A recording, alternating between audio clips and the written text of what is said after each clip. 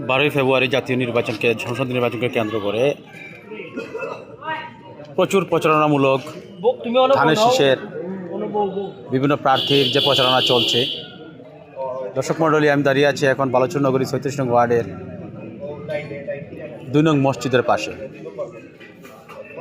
আপনারা এখানে দেখতে পাচ্ছেন আজকে খন্দকার আব্দুল মুক্তাদিদের সমর্থনে, ধানের শীষের সমর্থনে যে প্রচারণামূলক এবং উঠান বৈঠকের অনুষ্ঠানটি অনুষ্ঠিত হচ্ছে। আজকের অনুষ্ঠানের মধ্যে সিলেট মহানগরের সকল নেতৃবৃন্দরাই আজকে থাকবেন উপস্থিত। দর্শক মণ্ডলী, অল্প কিছুদিন, তারই মধ্যেই চলছে ব্যাপক প্রচারণা। সবারই একটি আশা, একটি লক্ষ্য যে প্রার্থীকে বিজয়ী করা। বালুচর ৩৬ নং ওয়ার্ড থেকে আমি জাভেদ আহমদ, দৈনিক সিলেট পোস্ট, সিলেট। কিন্তু আমরা অনেক আগে ওনার পরিচয় পেয়েছি। উনি বাংলাদেশ জাতীয়তাবাদী দলের চেয়ারম্যান জনাব তারেক রহমানের সহচর। উনার নাম আমরা শুনেছি কিন্তু দেখি নাই। এই আজকের যে সিলেট ১ আসনের প্রার্থী জনাব খন্দকার আব্দুল মুক্তাদির সাহেব, উনার বড় ভাই। তো আমরা জানতাম উনার ভাই, কিন্তু আপন বড় ভাই তা জানতাম না। এই যে খন্দকার ফসা সাহেব,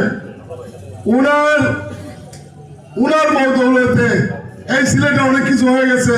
আপনারা জানেন প্রার্থীতা নিয়ে, যার প্রেক্ষিতে আজকে মুক্তাদির ভাইকে আমরা পেয়েছি। আমরা আজকে সচক্ষে দেখে আমরা বালুচরের মানুষ তথা সিলেটের মানুষ পাশা ভাইকে দেখে ধন্য হয়েছি।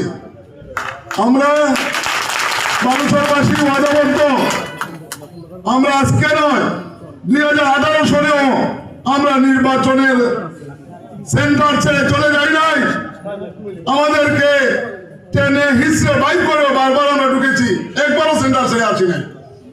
কিন্তু দুঃখের বিষয় এই যে ফ্যাসিস্ট সরকার আমার কোনো ভাই বা অন্য কোনো বন্ধুকে পুলিং এজেন্ট বা এমনি যে টুকেন লেখেন কাউকে বসতে দেয় নাই।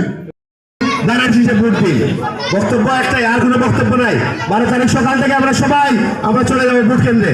ফজরের নামাজের পর সাথে সাথে আমরা গিয়ে সবাই মা বোন যারা আছে সবাইকে নিয়ে লাইন ধরবো আর ধানের শীষে ভোট দিব। এটাই বক্তব্য, আর কিছু নাই।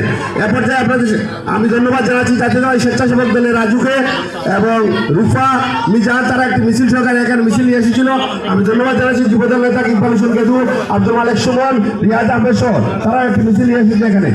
সাথে বন্ধুগণ, এরপর যে আপনাদের সামনে বক্তব্য নিয়ে আসবেন জাতীয় দল বিএনপি ৩৬ ওয়ার্ড থেকে আসলে আমি সাধারণ সম্পাদক, নির্বাচিত সাধারণ সম্পাদক জনাব ওনার মূল্যবান বক্তব্য